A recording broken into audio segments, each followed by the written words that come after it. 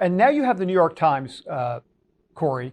They're out with this op-ed. I'm sure you've seen it. It's entitled, "Donald Trump is not above the law." I want to read a little bit of it here because this is provocative. This is what the New York Times editorial board is now saying, quote, "Mr. Trump's unprecedented assault on the integrity of American democracy requires a criminal investigation.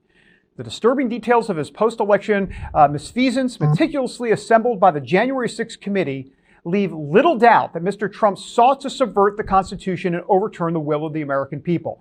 The president, defeated at the polls in 2020, tried to enlist federal law enforcement authorities, state officials, and administrators of the nation's electoral system in a furious effort to remain in power. When all else failed, he roused an armed mob that stormed the Capitol and threatened lawmakers. The Justice Department is reportedly examining Mr. Trump's conduct, including his role in trying to overturn the election and in taking home classified documents. If Attorney General Merrick Garland and his staff conclude that there is sufficient evidence to establish Mr. Trump's guilt on a serious charge in a court of law, then they must seek an indictment too." Corey, we have a major United States newspaper, a liberal one at that, but still calling for the criminal indictment of the 45th president of the United States. I've got to get your thoughts. This is something we have just not seen.